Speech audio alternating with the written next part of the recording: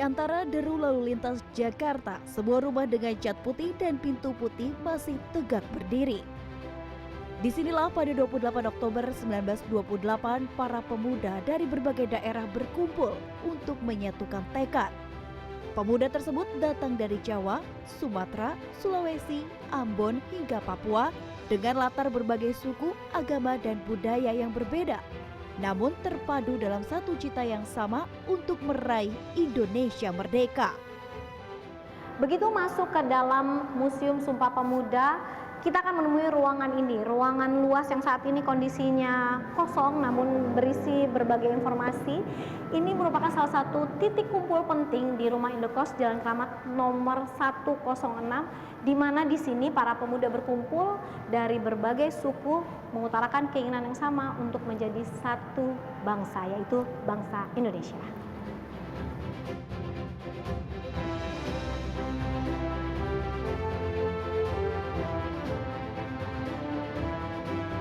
Jadi pada awalnya Museum Sumpah Pemuda ini adalah rumah atau tempat tinggal dari seorang konglomerat Tionghoa pada zamannya. Namanya Tuan Si Kong Lian, yang pada waktu itu beliau tergerak untuk menjadikan rumahnya sebagai kos-kosan karena waktu itu di Stovia atau sekarang menjadi Museum Kebangkitan Nasional, dahulu kan sekolah kedokteran.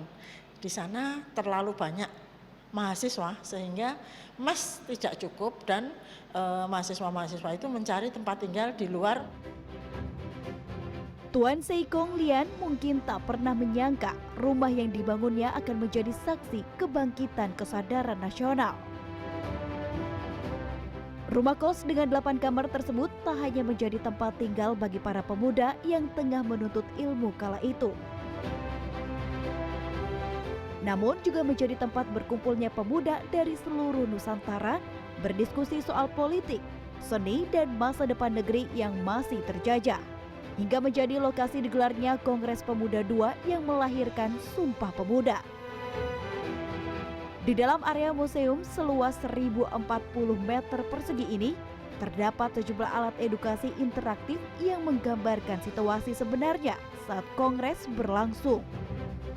Ruangan ini menjadi saksi bisu lahirnya sebuah konsep kebangsaan dalam Ikrar Sumpah Pemuda yang dibacakan pada penutupan Kongres Pemuda kedua yang digelar selama 2 hari, mulai dari 27 Oktober 1928 hingga 28 Oktober 1928.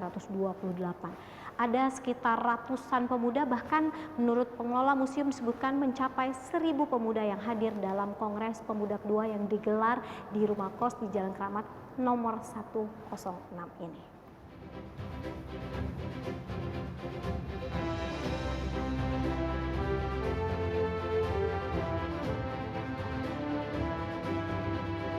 Kongres Pemuda yang kedua ini diselenggarakan bukan hanya di sini di gedung Keramat 106, tetapi juga di tempat lain. Ada 2 tempat, yaitu di Gedung Pemuda Katolik yang sekarang menjadi di samping katedral, dan di Gedung Bioskop Timur di sekitar situ juga. Tapi jejaknya sudah tidak ada, yang gedung Bioskop Timur ini sudah tidak ada. Yang ada sampai sekarang masih ada, tapi di katedral, sudah menjadi katedral.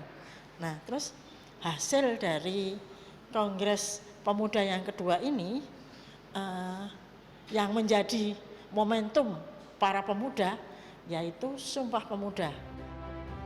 Di Museum Sumpah Pemuda juga terdapat dokumen visual Jakarta tempo dulu, foto para peserta kongres, serta replika ruang rapat di mana Ikrar Sumpah Pemuda dirancang.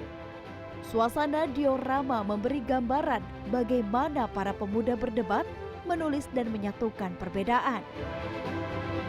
Bergeser ke ruang berikutnya, di salah satu sudut terdapat sebuah replika biola, alat musik milik Wech Rudolf Supratman yang digunakan untuk mengiringi lagu Indonesia Raya yang pertama kalinya diperdengarkan dalam kongres.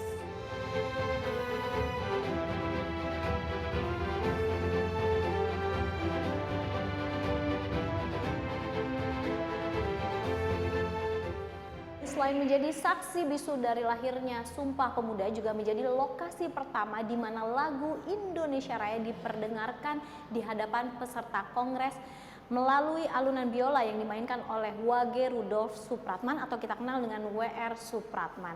Karena itulah di Museum Sumpah Pemuda juga terdapat satu ruangan yang dikhususkan untuk membahas mengenai profil WR Supratman sekaligus proses penciptaan dari lagu Indonesia Raya. Selamat Hari Sumpah Pemuda, Pemuda Indonesia, bangga menjadi bangsa Indonesia. Sufiani Tanjung, Warsa, Jakarta.